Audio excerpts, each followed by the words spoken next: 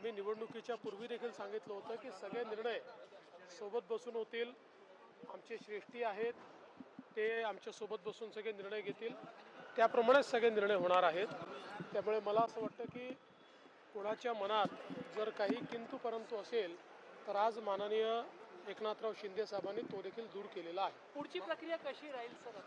आता या संदर्भात आमच्या श्रेष्ठींसोबत सगळी बैठक होईल आमची.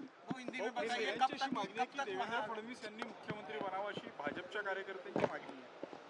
सर हिंदी में बताइए कब तक सरकार बनेगी और प्रेस कॉन्फ्रेंस जिस तरह से उन्होंने कहा है कि मोदी और अमित शाह ने जो फैसला करेंगे वो मंजूर होगा। देखिए, हमारी महायुति में कभी भी कोई एक दूसरे के प्रति अलग मत ये रहा नहीं है.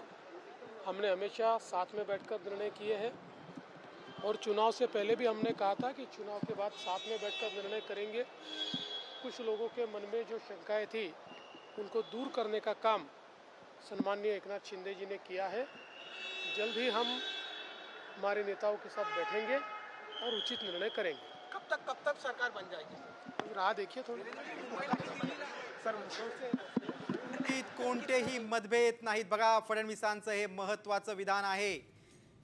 शिंदेची नाराजीची चर्चा होती, त्यानंतर शिंदेने आपली राजकीय भूमिका स्पष्ट केली. मात्र आता फडणवीसांचं देखील महत्त्वाचं विधान आहे. महायुतीत कुठलाही मतभेद नाही, थोडं थांबा, सत्ता स्थापन होईल असं देखील फडणवीसांनी सांगितलं.